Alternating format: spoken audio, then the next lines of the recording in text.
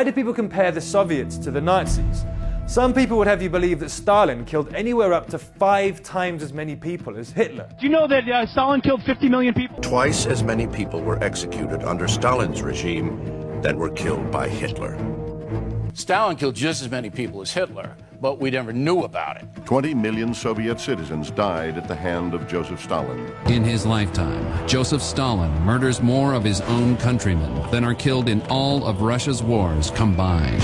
But after 2 decades of access to formerly top-secret Soviet archives, we now know the facts. From 1921 to 1953, the total documented number of Soviet citizens executed by the government stands at around 800,000 people. The Gulag population peaked at around 2.5 million just after the war, and while statistically the majority of inmates who passed through the work camps survived, around 2 to 3 million are believed to have perished. There can be no denying that these are horrific statistics, but there's a significant difference between this and the Nazis systematically exterminating 11 million people in the Holocaust alone, especially if you consider that 30 million Soviets died in the fight against Hitler's regime. Another tragic loss of life during the Stalinist period were the famines of the early 1930s. But why don't we also talk about the fact that former British Prime Minister Winston Churchill knowingly starved some 3 million Indians to death during the Bengal famine of 1943? Despite the cruelties of the Soviet Union, attempts to portray communism as somehow worse than Nazism